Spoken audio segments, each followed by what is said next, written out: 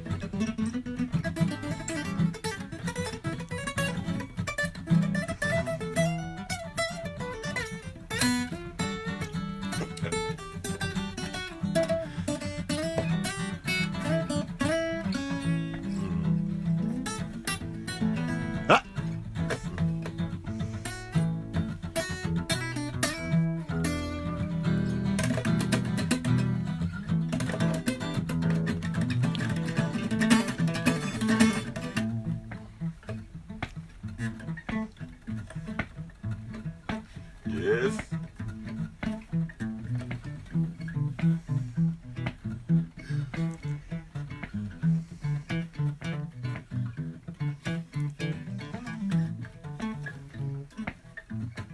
Yes.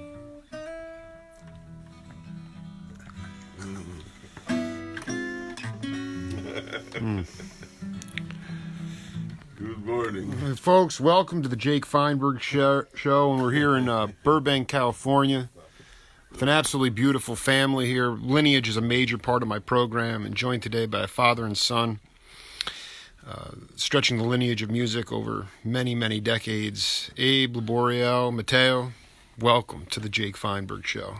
Thank you, brother. So good to be here, man. You know, Mateo, can you talk a little bit about, like, when rhythm became part of your life? I mean, was it part of, was it out coming in the womb? When did it come for you? I mean, I've told a couple of friends before is that you know, it's like I fell asleep to him and my brother practicing, and that was like a daily thing. So from very early on, drums and bass and that foundation of music was a part of my thing, as well as I've been hearing rumors that I don't know if I should tell. Yeah.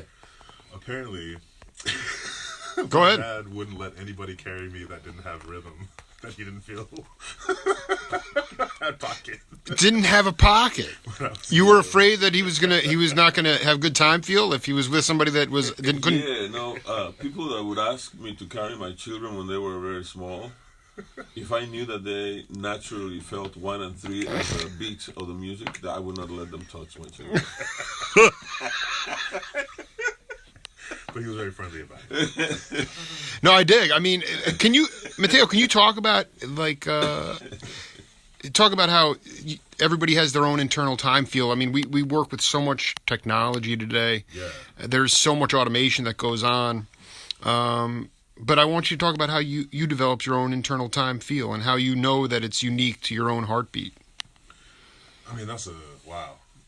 You just riff on it anyway. There's no right or wrong answer. Yeah, no, it's just because we actually spend a lot of time thinking about that. Talking. Yeah, well, that's why my show is dedicated to that stuff. As a family, as a thing, we are constantly talking about, man, why does this song feel so great, or why does this, or man, I've noticed this, and any genre, it's like classical, rock and roll, jazz, like we're constantly digging in and calling each other and like, oh, what do you think about this? I remember the first time I came back from college one summer and I played, or it was a winter, and I played you guys the kind of unreleased D'Angelo Voodoo record.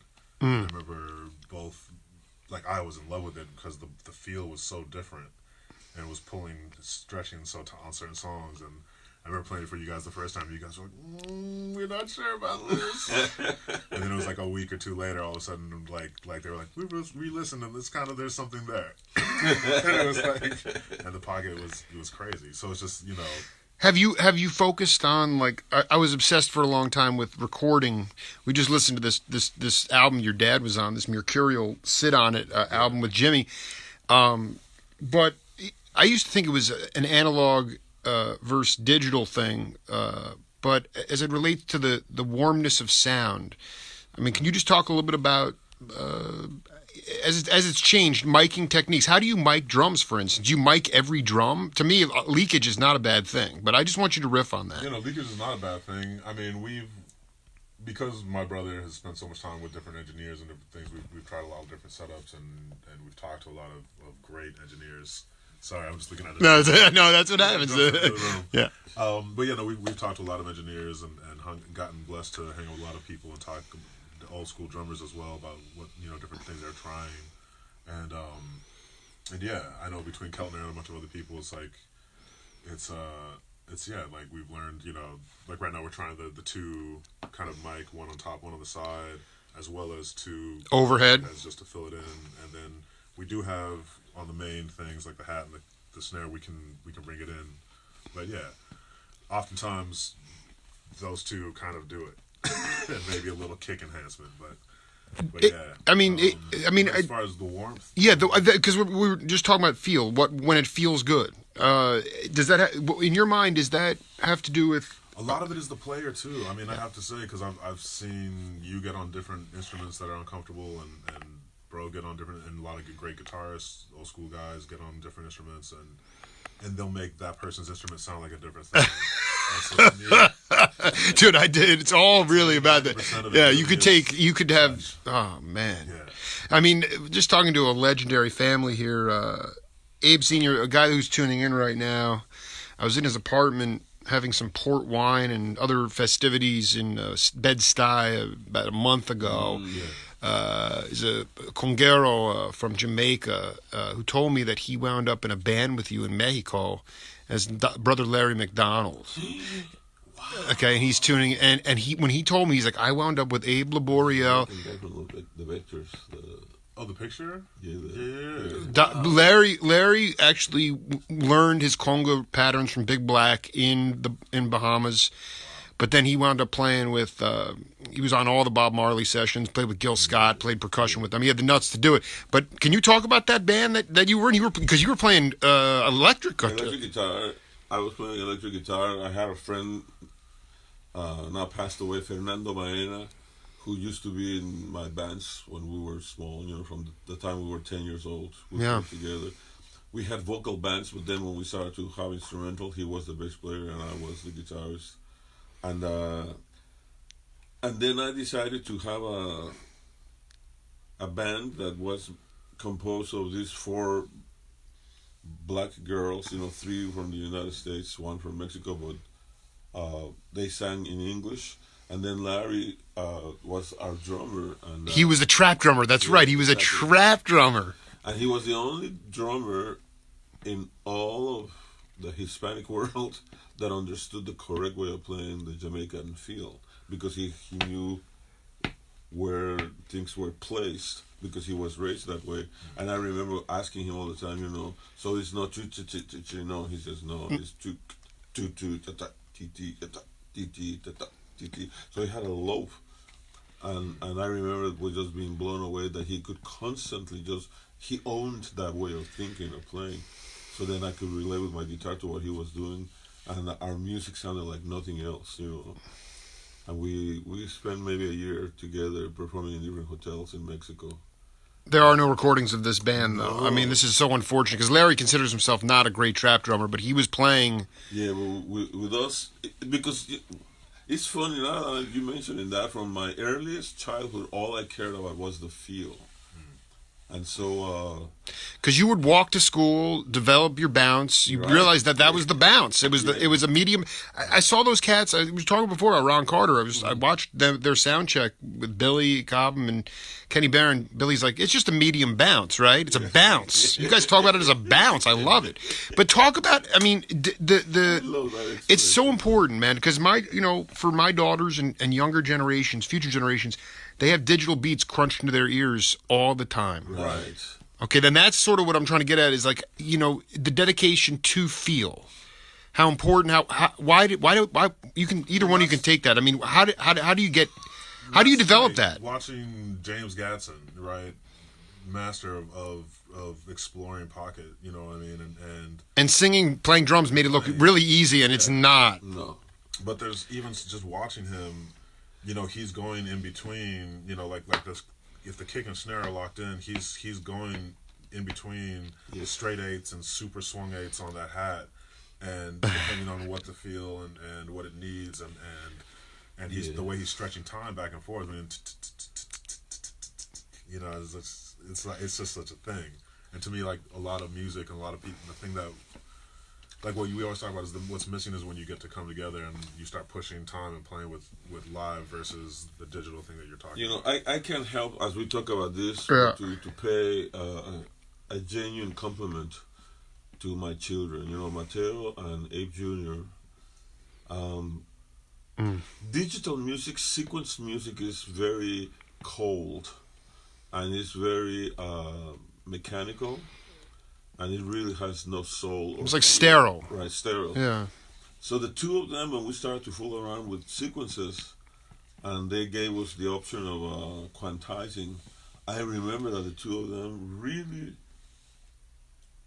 spent a lot of time trying to find where in the beat something needed to be moved a little bit, and then the next bar they would spend more time trying to get it to some other place, so that by the time you listen to the composite, or maybe 12-bar blues or something, it was not straight, because the two of them actually were trying to make the digital machines, the sequences, the equipment, say something that was musical. That's unbelievable. So again, when things went to the quantification of it, you were searching for your own. We're searching for that old the perfect imperfection. You know what I mean? It's something that, like, Can that be done? I mean, did you pull it off? I think we've done a lot of it. Like, yeah. I mean, because like Dilla, I feel like even did it by either that producer Jay Dilla that did a lot of stuff with Detroit hip hop, but it's like the way he would chop samples and grab certain lopes. If you knew that this is the kick and blah blah blah, and then this is the next kick, like he would find something where the thing was not perfectly gridded. But then by repeating that thing over and over again, that's your new grid. Dig. So it's like, as long as that thing is happening, you can like push and play with the lopes of things, and so the philosophically speaking, yes, total philosophy here. Philosophically speaking, you have regular sense of time passage, but inside of that regular time, each human being has a particular way of feeling So you have the time that is straight, and within that, you have people that can go pa ta ta pa pa ta ta or ta ta ta ta ta ta ta or ta pa ta pa ta pa ta pa ta pa ta pa. They can go ahead, behind, or in it, and that's what my children, in a very very beautiful way, they really would labor and struggle with it until they said, yeah. That's and so they were able to listen. Exposed us that it existed first. Well, I mean, you also didn't let anybody carry him that didn't have good rhythm, dude. I freaking love that, dude. You know, that is freaking amazing, dude. I mean, you know, Mateo, can you talk about what you've learned, your relationship with your brother? I mean, ultimately, you know, to me, this whole thing is a people's history of music, and it is such a high honor to be able to be here with you and your dad. But, I mean, what have you learned from your brother? What has your brother learned from you? Well, because we've had time to think and talk about it. It's like, I think because we're 8 years apart, we're almost a generational thing apart. Yep. That's a difference. That's a nice age difference. But he was, you know, because we're a super close family, there was always love and a lot of cross pollination, I guess, of ideas and stuff like that. So, you give an example of cross pollination. Like, growing up, like he was definitely listening to more '80s stuff and rock stuff and all that kind of stuff. And then when I was growing up, I was listening to more '90s, and I was like, I always say like he's a rock Generation X guy, and I'm more like a hip hop baby, you know. And it's like. But because he's my brother, like I listen to a lot of rock records he listened to, and because I'm his brother, he listened to a lot of hip hop stuff, and I'd be like, yo, have you heard this Dilla guy? Have you heard this Timbaland guy? Yo, have you heard this? And so it'd be constantly like, oh wow, that is cool. Oh wow, that's actually this idea that's taken over here. And then it's like I play certain things for my dad, and he'd be like, oh, that's a sample of this thing, or that's actually me, or that's this other thing. And right. So it was just a great way to dive deep into music and see all these other ways of expressing it. And so, so I grew up with Pearl Jam and Missy Elliott, you know what I mean? So it's like, yeah, it's all that kind of stuff. Does he enjoy the, I don't know what the right word is, but I feel like fame is almost overrated.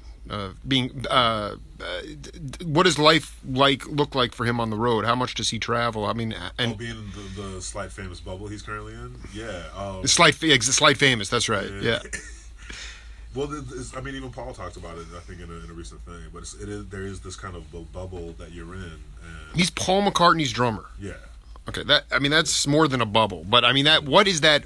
No, I mean, that's the thing. It's like when you're a part of a band like that, or a part of an icon like that, and you're getting to make music with that person. And Paul is luckily and fortunately a very open and respectful guy, and so he really tries to make, because there's certain icons that I know exist that you play with or other people play with in the past that try and keep a certain air and a certain wall up. But Paul is very much like, no, you're my band. Like we're a band. Let's do band things. You know, there's like. He knows what his bank account is, and so he's not stressed. So it's like he's been doing that. In fairness, Denny Sywell was with him in Wings, who I know very well, and it was always the same way with. I mean, not we're all human, but he's a warm guy. Yeah, no, yeah, like, full collaboration. He's an icon, but yeah, he's super. It's amazing. So that's really, and to me, one of those things was inspiring to see that, you know, somebody that's that big is just really about the music and trying to get better every day as a musician and all that kind of stuff. And so it's like, do you think that he has his imprint on the music? Is he able to put his imprint on the music? Without a shadow of a doubt. There was one very special moment where he and Ringo met. Yeah. Mm. And Ringo takes Abe Jr. aside and says, man, I know who you are. You know, because he comes and says, man, I'm glad to meet you. He says, I know who you are. And he says, I need to tell you something, Abe. He says, I love the fact that you start with my thing, but then you make it your own. And, you know, what amazing affirmation, you know. Ringo said that to... Ringo says to Abe Jr. He says, you start with my thing, because a lot of the songs that they do were iconic Ringo ways of playing. But Ringo says, I know that you start with my thing, but then you make it your thing, and that's fantastic. I love that about you. similar to Ry Cooder. People, I was talking to Fred Tackett yesterday, hanging out, my man, and he's like, Ry would say on the mandolin, he's like, people think they know what I'm doing, but they have no idea what I'm doing because I don't even know what I'm, and Ringo really had his own feel. So Absolutely. it kind of, for Abe Jr., I mean, it's beautiful that he's just not putting it all, that he can put his own accent on it. But I would, Mateo, I do want to ask you about the opportunity that you have for full creative control in your own artistic existence and how liberating that is. Like for me, as a rogue journalist, I don't have anybody giving me questions that I have to ask you guys. I can come in, I can hang, I've passed the credibility threshold, now I can sit here and ask you whatever I want to. Right. All right? And I don't, and I'm curious about that creative opportunity that you have. Do you feel liberated in that sense? At the same time, it's not Abe Jr. is not calling out to Paul saying I'm playing my tune. Let's play my tune now. Right. We're like, I think that's you have more creative freedom. I mean, to a certain extent, when we were all beholden to something, or someone, but no, it's true. I mean, no, but it's like. Again, it's all about because we constantly talking about what's the purpose of the music. You know what I mean? Because sometimes, it's like you're discovering a certain song, like a certain chord progression that's really inspiring you. You're like, oh wow, this is great, and you're just finding new colors and new things to add to your toolkit. And then sometimes that really is something like, oh no, this really needs to be a song. Or this needs to be a full fleshed out idea, and yeah, there's that freedom. But I think there's. I'm not sure quite what the question you're asking. There really is no right or wrong answer. Just not being beholden to a gig, to be able to do your own thing. I mean, I feel like we're here in this incredible studio, and we're sitting here listening to tunes and records, and I'm like, I mean, the world is your oyster, but you said you are beholden.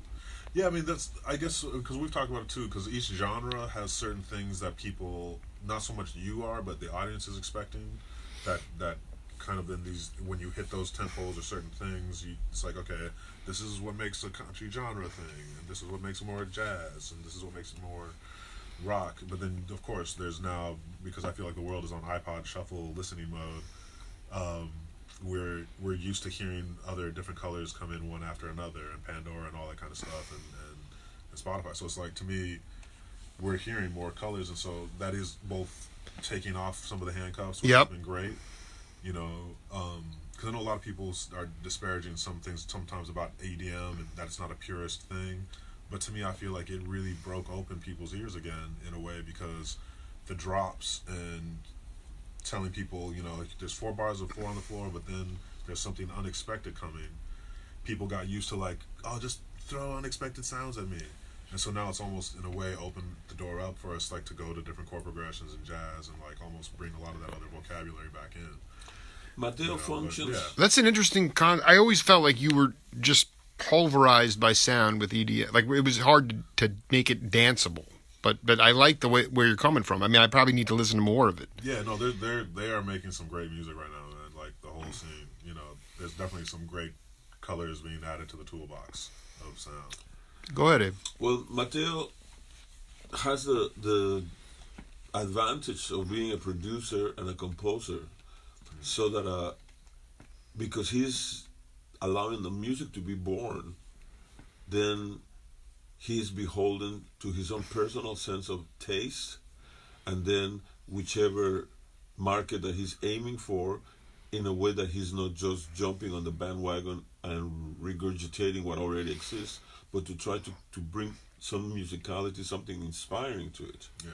And that's a beautiful quality that even Abe Jr., when he's with Paul, if they're doing Hey Jude, I remember the first performance that they did was at the Madison Square Garden after 9/11. And at the end of the song, all the superstars came and just kept singing the end of Hey Jude, but only with my son on drums for about 10 minutes. And the way Abe Jr. kept playing that thing while everybody else was singing was creative in a very liberating way. Wow. He was not using handcuffs, and so that's one thing that the three of us are in love with music because of that. In my case, people say to me, Abraham, that was beautiful. Let's do that again. I have no idea what they're talking about. So I said to them, if you want to hear that again, then let me listen to what it was. And I don't think I'm going to be able to reproduce it, because whatever was happening at that moment. So many times they have to actually keep what I did that they like and find a way of immersing. I mean, you can recreate a lot of what you do, absolutely. But yeah, when there's certain like weird, crazy flurries that you'll do, that's truly in the moment, based on the singer was singing this or the saxophone player played this, and then they're like, "Yeah, do that every bar," and you're kind of like, "I will if the music calls for it." It's one of the things you always talked about. Is like trying to keep it honest and let what the music calls for. Abe, I have to ask you this.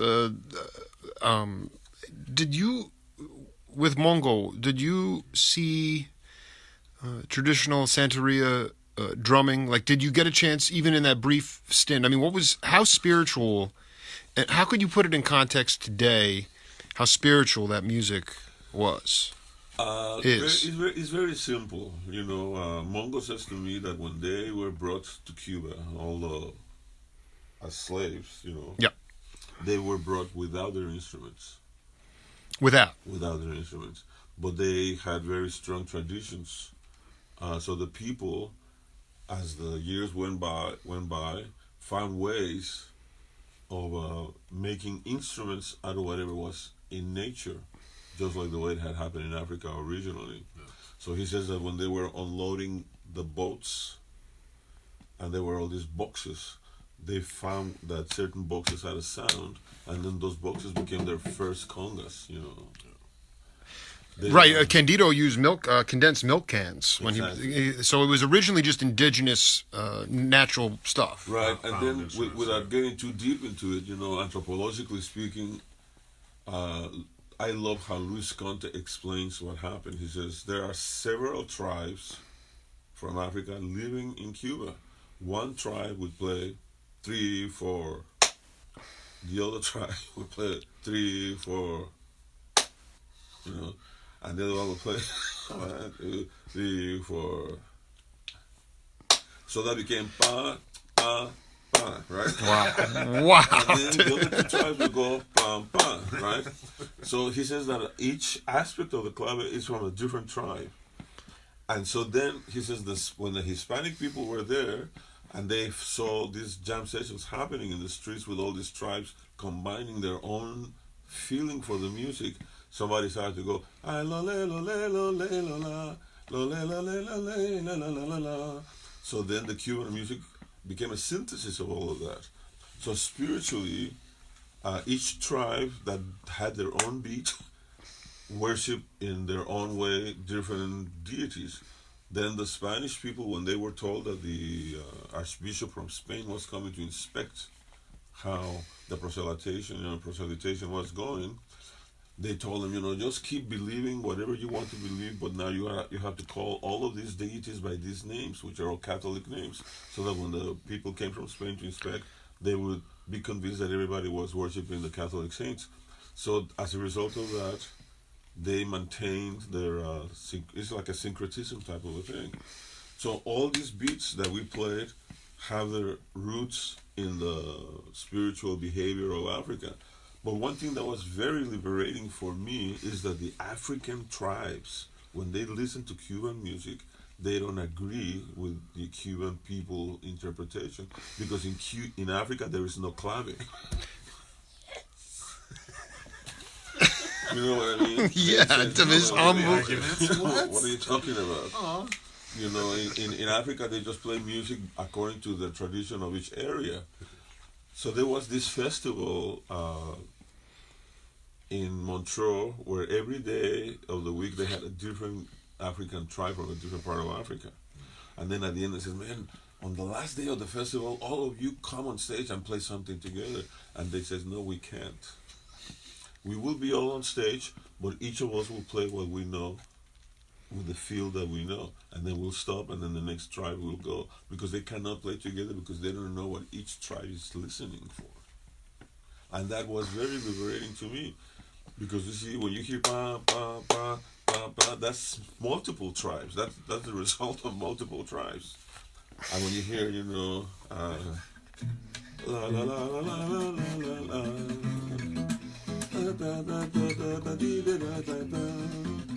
that's also all Spanish flamenco chord progressions and melodies. So when we said that's what happened, you know, that what we call Latin music is a result of, and now I'm gonna make a big stretch. One of the speeches of Martin Luther King, he says, by the time you wake up and you finish brushing your teeth and having breakfast, you have been touched by half the world. Because the toothbrush is made in different parts of the world, the toothpaste is made in different parts of the world, the coffee is made in different parts of the world, the bread, you know, all these people they are all contributing to just what you do in the first hour of getting up in the morning. So we need each other, man. We need to, and of course, everything is spiritual. You know?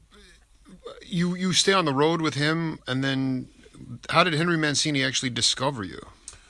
Because I traveled with Mathis, and Johnny Mathis. Johnny Mathis.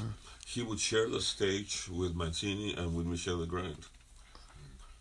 Wow. So they would use the same rhythm section, and we liked each other. So then I went. Justo asked me if I was willing to go with Mongo for a tour, and we did a 3-month tour, and it was really special. It was a major learning curve for me.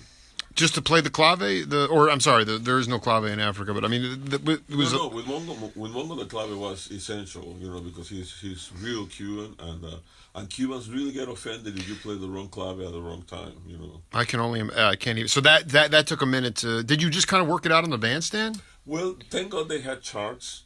Wow, they did. Yes, the Mongo had charts, and then once we would start playing, Mongo wanted me to really respect the charts. Sometimes, and I'm not ashamed of saying this, sometimes Mongo was not inspired. And when he was not inspired, I would try to do something with my bass line to see if I could ignite something in him. And sometimes it would work, but most of the time he actually was annoyed. And he would say to Justo, who was the music director, tell Abraham to just play what's written. Tell him to not change.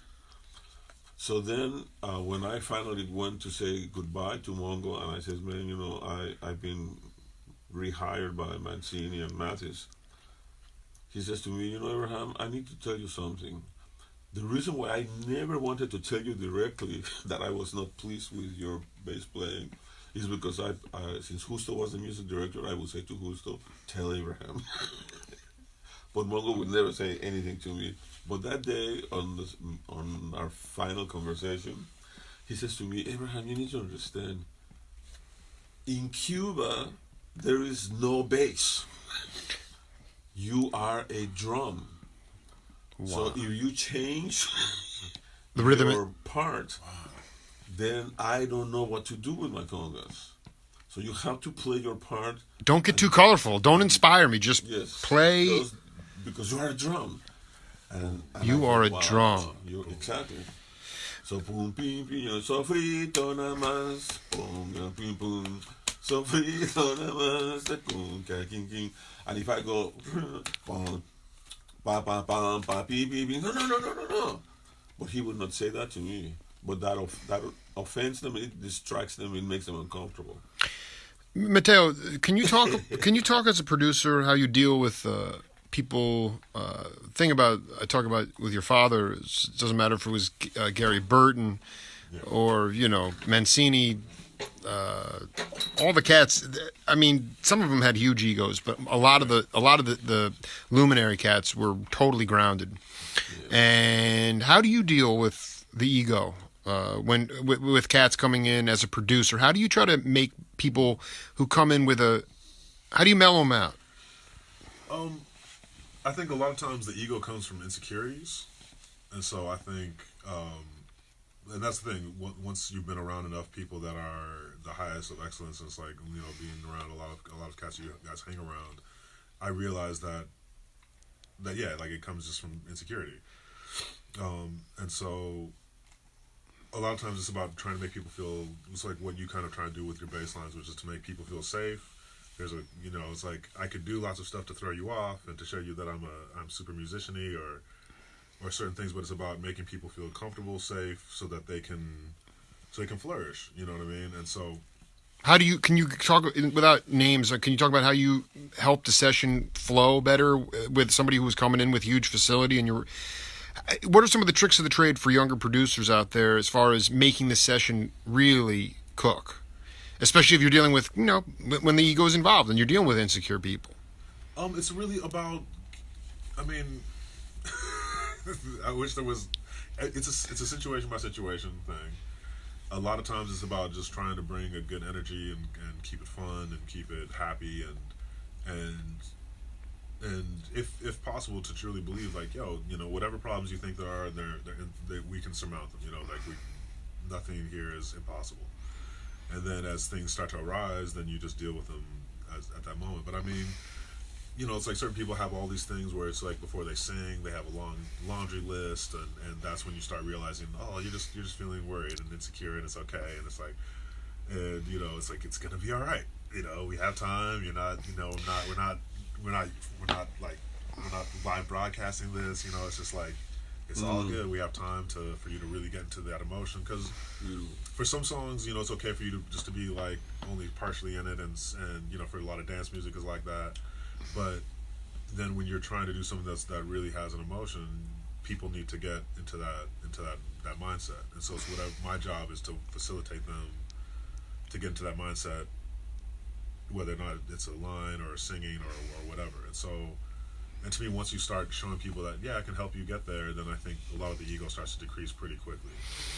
Do you find yourself you find that you have to humble yourself and become a absolutely no. I mean, to me, it's like how often. I mean, again, I know you do a lot of sessions, but do you find yourself working one-on-one a lot with people, or do you have the band in here, a quartet sometimes? It honestly depends on again, situation by situation. Certain bands, it's good to have them together because they thrive off that energy.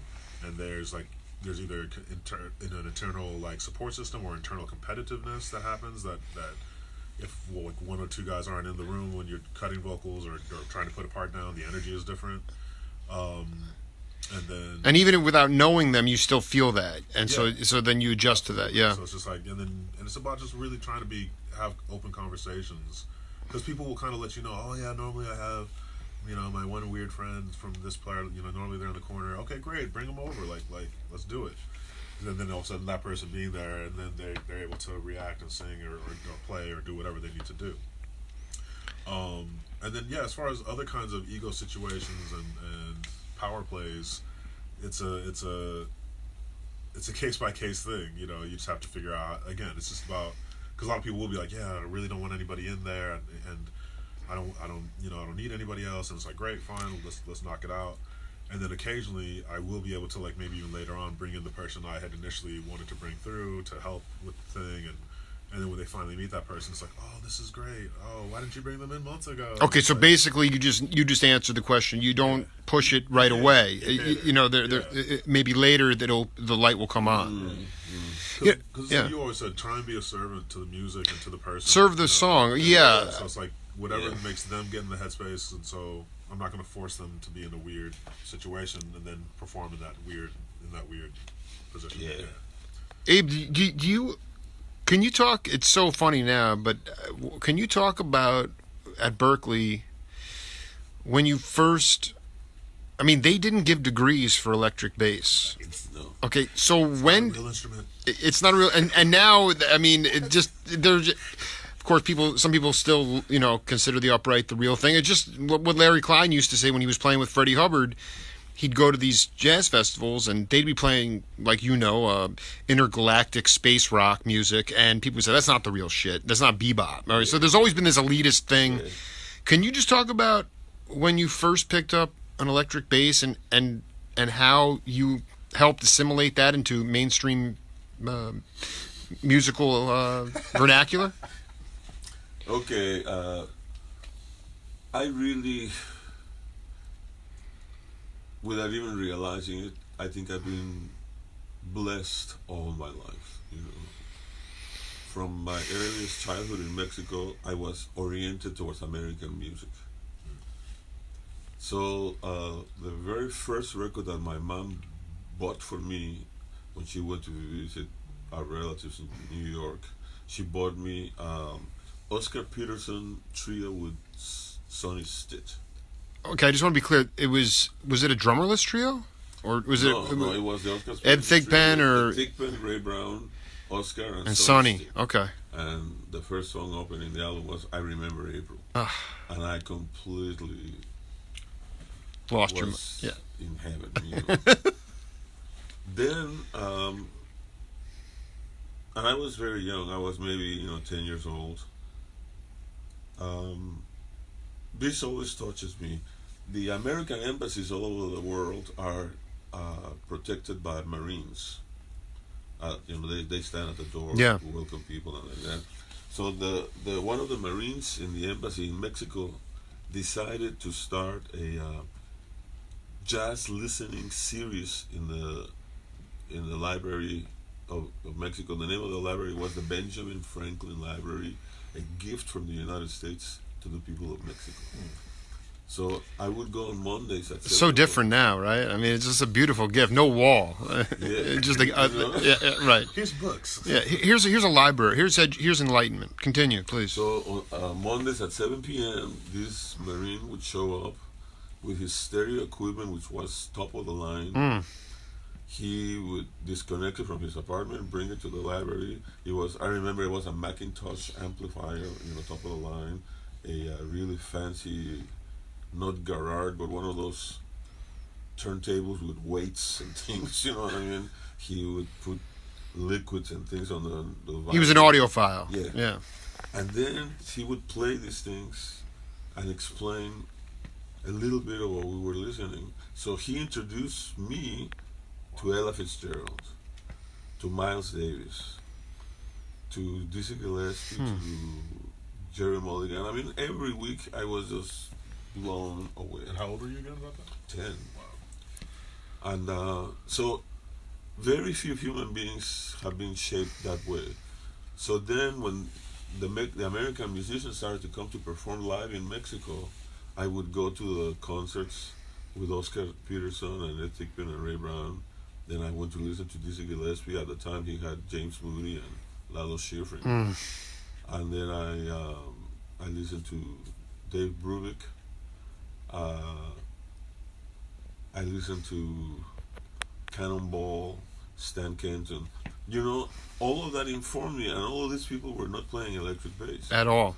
So then I fell in love with Oscar Pettiford, with Wilbur Ware, etc., etc., etc. And these guys are, again, like Wilbur Ware was playing upright with Sonny Rollins. I mean, right? I mean, you were really in love with. But did you actually play the upright? No. But the thing is, in those days I was a guitarist. I played rhythm guitar. Clearly, I mean, Dick's still a great guitarist, man. But the first thing that I learned when I was a little boy that my father taught me, was.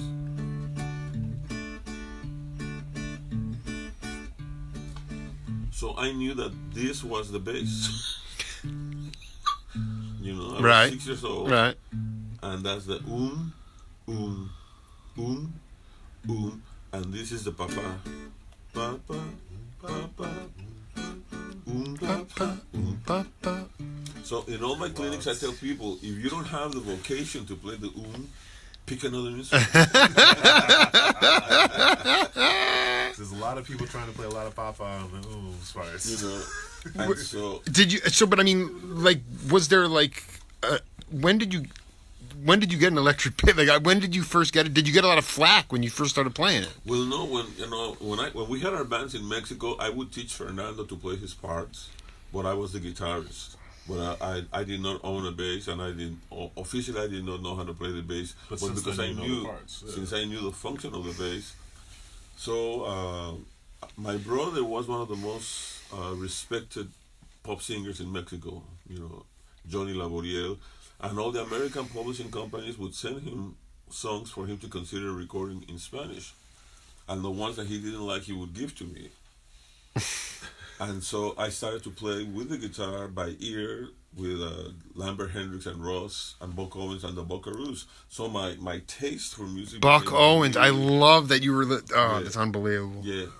And so I mean, all of these people were using electric bass Tons of records. until I heard Stevie Wonder doing "I Was Born to Love Her." I was made to love her, and James Jamerson completely changed the way people think about the bass forever. Yeah. Because he had this bass line that was me. What year was this? What year was that come out? I can look it up, but Yeah. 65. Because I mean, the truth is that the first cat to record the electric bass on a jazz album was Monk Montgomery in Absolutely. 53 with Art Right. 53 with Art Farmer. Absolutely. But just for the record, why did not Berkeley not recognize that instrument as an actual degree? The criteria, it was really not Berkeley, but it was the National Board of Education of the United States. Right. At a federal level. yes. They say there is no legitimate literature for that instrument, therefore it is not an instrument. There's no legitimate literature for the electric bass. This is Bach, Beethoven, Brahms, wrote for it. Mozart. None of them wrote for the electric bass. Oh, So I had to get my degree as a guitarist because the guitar had legitimacy. So unbelievable. electric guitar was okay. Yeah, It's electric guitar so was crazy. fine Yeah. because it was invented after Segovia made guitar legitimate. Mateo, it's so beautiful. I mean, where are you trying to grow the most as an artist and as a human being right now in your career? Wow. Like questions. Never here. What is your ultimate life goal at this point? Well, I mean, just in general, as honestly as you can. I mean, where are you still? I mean, even masters, they will always say there's. Daily, I'm trying to get better at so many things because. Tell us one. Talking to you and other people. Well, I mean. Wow, which thing? I'm trying to get better at orchestration daily. I'm trying to get better at guitar and soloing better. I'm trying to get better at as far as arranging, just like so many, just trying to grow with the colors because there's people again growing up in certain things, seeing how the old sessions would function, and how there was a person dedicated to each of these jobs, and now it seems more and more we're supposed to be these multifaceted moguls. And so it's like, I do arranging, I do composing, I do orchestration, I do guitar playing, I do engineering, I run a social media company, I have, 3 films on the way, I've got 2, it's like so it's just trying to more day by day try and get better at one of those hats and try on different things. Sometimes you can allot time and sometimes you just need to take it as it comes. How do you, in the past when you've grown, how do you measure whether you've grown or not? Because that's so much. It's funny because I just interviewed. I tapped into the Capricorn, that record label, the Southern Rock studio cats down there. This guy Bill Stewart was a session drummer down there, and Johnny Sandlin, who was in the Hourglass, the original Allman Brothers band at the time at Capricorn. He was wearing all the hats. He did what you just riffed on, which was in the '60s, but. You said when you were coming up, when you were a young boy, there was one person for each job. It's like you go to sessions and they were all these specialists. One of the horn players was also the arranger for the session. One of the, you got a producer, you got engineers, and everybody's trying to do that job to the best of their abilities. And when each person is helping carry some of the weight, it allows for both more ideas and for more, and for nothing to get lagged on, you know what I mean? So it's like one day that, it's like, man, I spent all day before or all afternoon recording guitars crazy. My mixing ears that night may not be the best. So it's like, it's those kinds of things where it's like when you have a team, you can be like, yo, can you mix this or can you do this while I'm resting my ears and just figuring out writing stuff or, so it's just, but now you have to do that all internally, which is great, but it's just a different challenge, a different juggle. I mean, Abe, how do you think the quality of music has been affected by the fact that we all are now in this boat where we have to all be, for lack of a better word, not just in music, just one-man bands wearing so many hats when in fact we know, I mean, with all due respect, nobody's going to give you a Barry saxophone to play on a studio set. I mean, you are great at what you are great at, you know. Yeah. So, can you talk about the impact that it's had? Yeah, this is going, maybe You 20, had to wear 20. multi hats since you were young. Yeah.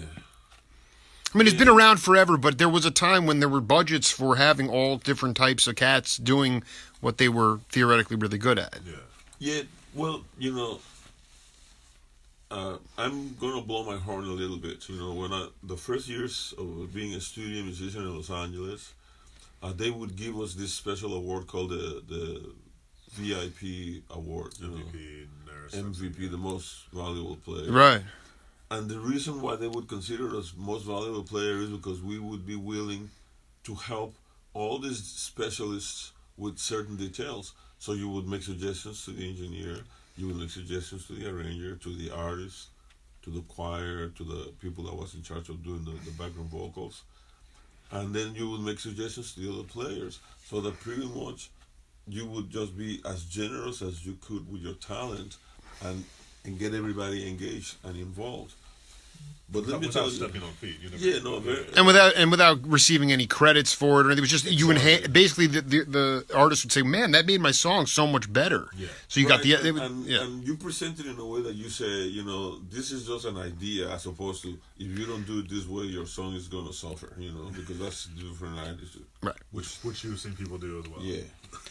But let me tell you, when 30 years ago, or maybe 25 years ago, I had a conversation with Mateo that was very important.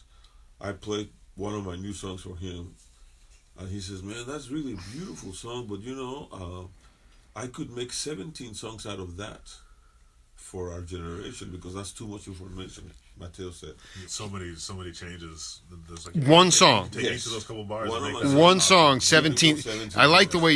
way I'd like to. That's really interesting. And so Too much information. What has happened Yeah. with modern music since those days is that people like 2-bar ideas or 4-bar ideas, and then that becomes the whole song. And then they remix it, and it's still a 2-bar idea or a 4-bar idea. And so now they are working with material that is kind of minimalist, but then their imagination is so wild and so rich that it doesn't sound like a 2-bar idea. It sounds like a whole world is in front of you. And what I was telling Mateo, and I said, my love, without being too critical, your generation is developing the vocabulary. Yeah. Right now, you and the people of your age are learning the letters of the alphabet. We have to wait a few years for somebody to come that can put together a word. And then eventually somebody might be able to actually write poetry with all this new vocabulary. We're not there yet. I think we're there. We're getting in some there. cases. Yeah. In some 'Cause cases, you said yeah. you've admitted that sounds like they said a sentence. It's so beautiful. I wish we had 4 hours to do this. Before my battery dies, I would love you guys to just play a little bit just off the top before we go. It's so beautiful to watch you guys in action and especially unplugged. So whatever you feel like playing, it was such a ball hanging with you guys. So, you want to do the blues? Tons of blues last night, man.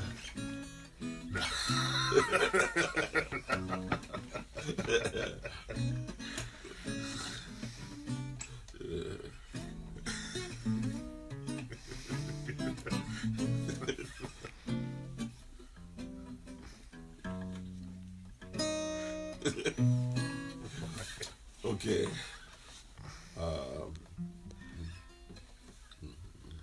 D minor.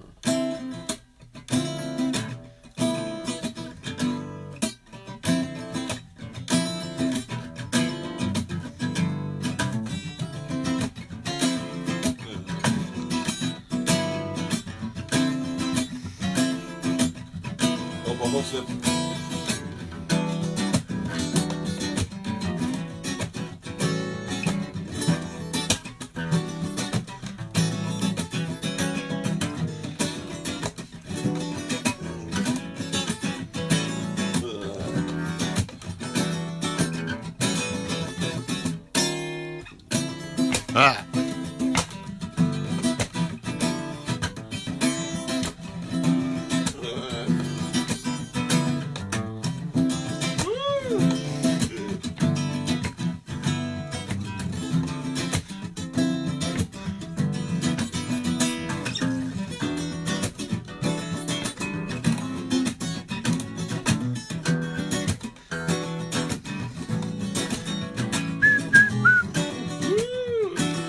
Yes, Mateo.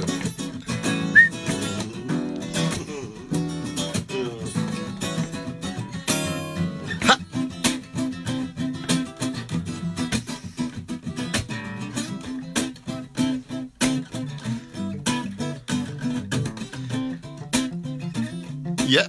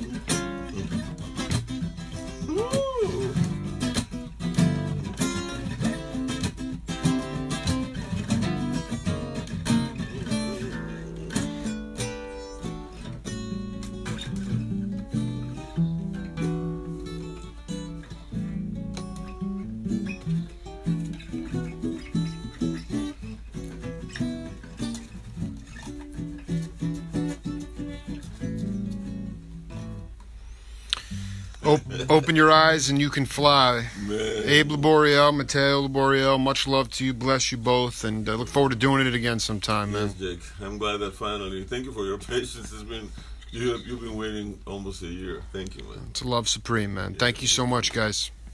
Love, cool. It's the Jake Feinberg Show. See you later.